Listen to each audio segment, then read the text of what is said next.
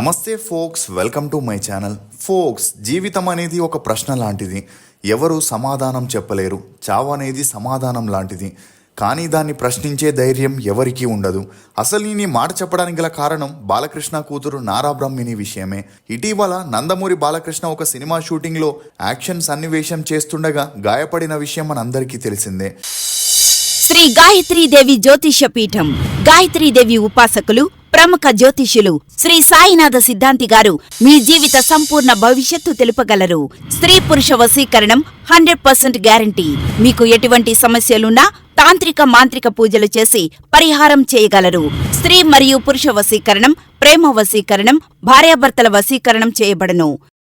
దీంతో వెంటనే అప్రమత్తమైన ఫిలిం యూనిట్ వారు బాలకృష్ణని దగ్గరలో ఉన్న హాస్పిటల్లో చేర్పించగా అతని పరిస్థితి సీరియస్ అవ్వడంతో ఆ తర్వాత కుటుంబ సభ్యులు హైదరాబాద్లోని ఒక ప్రైవేట్ హాస్పిటల్కి తరలించగా తన అభిమానులు ఆందోళన చెందుతూ బాలయ్య త్వరగా కోలుకోవాలని ప్రార్థిస్తూ సోషల్ మీడియాలో పోస్టులు పెట్టడంతో ఇప్పుడు ఈ న్యూస్ అన్ని చోట్ల హల్చల్ అవుతుంది.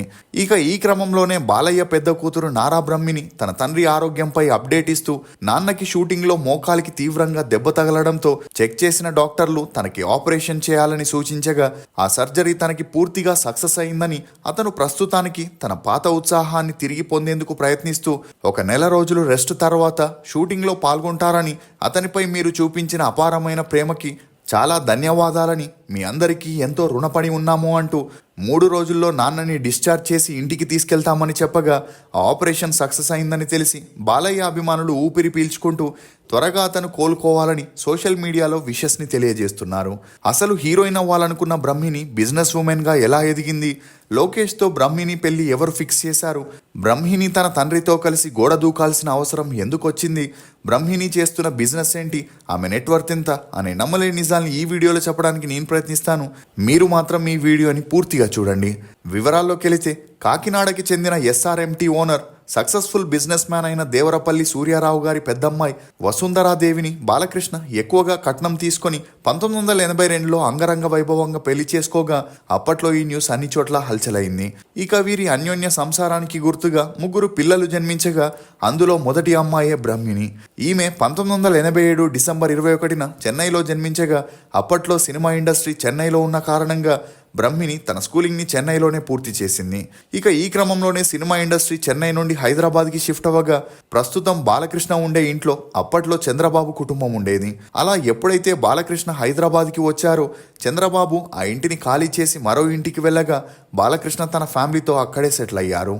ఇక బ్రహ్మిణి తన ఇంటర్ని హైదరాబాద్లోని శ్రీ చైతన్య జూనియర్ కాలేజీలో చదువుతుండగా ఆమె చూడ్డానికి అందంగా మంచి హైట్ ఉండడంతో తన స్నేహితులందరూ హీరోయిన్లా ఉన్నావు, మూవీస్లో యాక్ట్ చేయొచ్చు కదా అని చెప్పగా బ్రహ్మిణికి కూడా సినిమాల్లో హీరోయిన్ అవ్వాలని ఇంట్రెస్ట్ ఏర్పడింది. అయితే నందమూరి ఫ్యామిలీలో ముఖ్యంగా ఎన్టీఆర్ గారికి సినిమాల్లో ఆడవాళ్ళకి ఉన్న ఇబ్బందులు కష్టాలు తెలిసినందువలన నందమూరి ఫ్యామిలీలో ఆడవారు సినిమాల్లోకి రాకూడదనే కండిషన్ పెట్టినా కూడా బ్రహ్మిణి హీరోయిన్ అవుతానని తన తండ్రికి చెప్పగా అందుకు బాలయ్య ఒప్పుకోకుండా ఇష్టం ఉంటే చదువుని కంటిన్యూ చేయమని, లేదంటే పెళ్లి చేస్తానని, అంతేగాని సినిమాల్లోకి వెళ్ళకూడదని కరాఖండిగా చెప్పడంతో బ్రహ్మిణి హీరోయిన్ అవ్వాలనే కలని చంపుకోవాల్సి వచ్చింది. ఇక అలా కొంతకాలానికి బ్రహ్మిణి కాస్త బొద్దుగా మారడంతో బాలయ్య రోజు తనతో పాటే తనని కేబీఆర్ పార్క్కి జాగింగ్కి తీసుకెళ్లేవారు. ఇక అలా ఉదయాన్నే పార్క్ ఓపెన్ కాకపోయినా బాలయ్య మరియు బ్రహ్మిణి కేబీఆర్ పార్క్ గోడ దూకి పార్క్లోకి వెళ్లి జాగింగ్ చేస్తుండడంతో అప్పటి నుండి బ్రహ్మిణి రెగ్యులర్గా వర్కౌట్స్ చేయడం మొదలెట్టింది. ఇక అలా హైదరాబాద్లో ఉంచితే కూతురికి సినిమాల్లోకి వెళ్లాలనే ఆశ పుడుతుందని వసుంధరాదేవి గారు బ్రహ్మిణిని కాలిఫోర్నియాలోని స్టాన్ఫోర్డ్ యూనివర్సిటీలో చేర్పించారు. అంతేకాకుండా అక్కడే నారా లోకేష్ చదువుతూ ఉండడంతో అతను ఈమెకి తోడుగా ఉంటాడనుకున్నారు. అలా వీరిద్దరూ అక్కడే కలిసి చదువుకునే సమయంలో ఇద్దరి మధ్య ఉన్న బావమర్దల స్నేహం కాస్త ప్రేమగా మారి ఇద్దరు డేట్ చేయడం మొదలెట్టారు. ఇక బ్రహ్మిణి కంటే 6 ఏళ్లు పెద్దవాడైన లోకేష్ చదువు పూర్తవడంతో హైదరాబాద్కి రాగానే తన ప్రేమ గురించి తన తండ్రికి చెప్పగా చంద్రబాబు నాయుడు గారి ఆనందానికి అవధులు లేకుండా పోయాయి. దీంతో మరుసటి రోజు బాలయ్యని కలిసి వారి పెళ్లి గురించి ప్రస్తావించగా బాలయ్య అతని భార్య ఎటువంటి అభ్యంతరం చెప్పలేదు గాని బ్రహ్మిణిని అడిగి కన్ఫర్మ్ చేస్తామని చెప్పి ఇదే విషయం బ్రహ్మిణిని అడగ్గా అందుకు ఆమె తన చదువు పూర్తయ్యాక ఖచ్చితంగా లోకేష్నే పెళ్లి చేసుకుంటానని, అప్పటి వరకు కుదరదని చెప్పడం అందుకు చంద్రబాబు పెళ్లి తర్వాత కూడా నువ్వు హాయిగా చదువుకోవచ్చు, నీకు మా ఫ్యామిలీలో ఎటువంటి రిస్ట్రిక్షన్స్ ఉండవు అని చెప్పగా 19 ఏళ్ల బ్రహ్మిణికి వేరే దారి లేక ఆ పెళ్లికి ఒప్పుకోవడంతో 2007 2007 ఆగస్టు 26న ఘనంగా వీరి వివాహం ఏర్పాటు చేయగా అప్పట్లో ఈ పెళ్లి టాక్ ఆఫ్ ద టౌన్ గా మారింది. ఇక పెళ్లి తర్వాత తన స్టడీస్ ని కంటిన్యూ చేసిన బ్రహ్మిణి ఎప్పుడైతే తన ఎంబీఏని శాంటా క్లారా యూనివర్సిటీలో పూర్తి చేసిందో ఆ తర్వాత ఆమె తన మామయ్య అత్తయ్య స్థాపించిన హెరిటేజ్ కంపెనీ బాధ్యతల్ని స్వీకరించి తన పనుల్ని స్టార్ట్ చేసింది.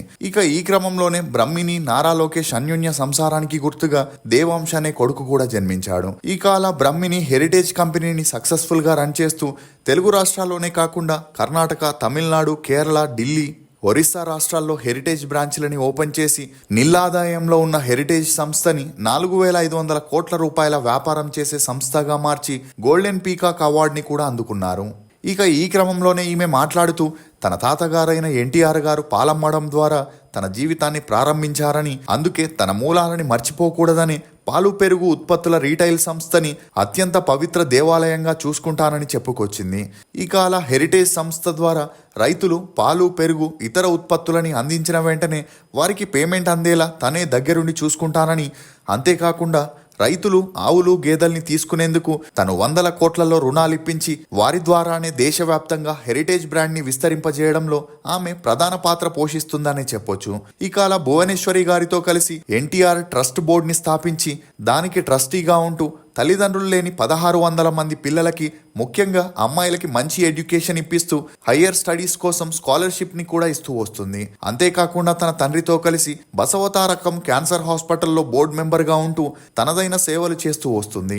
ఇక ఈమె చేసిన సేవల్ని చూసి నెక్స్ట్ చంద్రబాబు రాజకీయ వారసురాలిగా బ్రహ్మిణి వస్తుందని, లోకేష్ కి అండగా ఉంటూ అతను సీఎం అవ్వడానికి తనదైన సలహాలు ఇస్తుందనే వార్తలు వైరల్ అవ్వగా ఈ వార్తలపై స్పందించిన బ్రహ్మిణి తనకి రాజకీయాల్లో ఆసక్తి లేదని, తను వ్యాపారవేత్తగా సమాజ సేవ చేస్తూ హ్యాపీగా ఉండిందని చెప్పి తన రాజకీయ అరంగేట్ర వార్తలకి ఫుల్ స్టాప్ పెట్టింది. ఇక అలా ఒకవైపు తన తండ్రి నెట్వర్త్ 2,000 కోట్లు కాగా మరోవైపు ఆమె మామయ్యకి 5,000 కోట్లున్నా కూడా బ్రహ్మిణి సొంతంగా బిజినెస్ చేస్తూ 100 కోట్ల నెట్వర్త్ ని కలిగి ఉండడం గమనార్హం. అలా చాలా సైలెంట్ గా ఉండే బ్రహ్మిణి తన తండ్రి బాలయ్యకి జరిగిన యాక్సిడెంట్ పై తాజాగా తన సోషల్ మీడియా ఖాతాలో స్పందించడంతో ఆమె పేరు ఇప్పుడు హల్చల్ అవుతుంది. రాజకీయాలపై బ్రహ్మిణి తీసుకున్న నిర్ణయంపై మీరేమనుకుంటున్నారో మీ అభిప్రాయాన్ని కమెంట్ సెక్షన్ లో తప్పకుండా తెలియజేయండి. ఫోక్స్, సహనం కొండంత ప్రమాదాన్ని దూరం చేస్తే ఒక క్షణం అసహనం మొత్తం జీవితాన్ని నాశనం చేస్తుంది. ఇది ఫోక్స్ నారా బ్రహ్మిణి గురించి కొన్ని నమ్మలేని నిజాలు. ఈ వీడియో మీద మీ అభిప్రాయాన్ని కమెంట్ సెక్షన్ లో తప్పకుండా తెలియజేయండి. మేము చేసిన ఈ వీడియో మీకు నచ్చినట్లయితే ఒక లైక్ ద్వారా మీ సపోర్ట్ ని మాకు తెలియజేయండి. For more interesting videos, please subscribe to CR Voice. Thank you.